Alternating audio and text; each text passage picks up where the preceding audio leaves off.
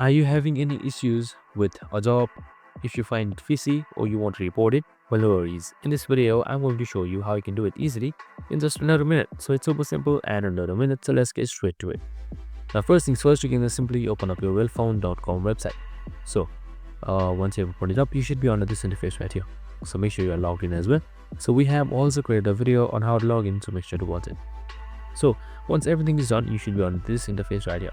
Now, in order to report a job, you need to find a job first. So on the leftmost side, you should be seeing jobs right here. Maybe something you have saved, or maybe you are just found. So you can just simply search for jobs, or you can just simply scroll down and see and find a job that you want to report. So if I have this job right here, now in order to report the job, on the bottom right side you should be seeing report. It should be right beside hide.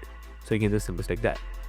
And now once you select a report, you can just simply select any one of these and then enter the reason if it's others and then select send. And once that is done, the company should be reported, and if there is anything that does not follow its terms and conditions, they will be penalized.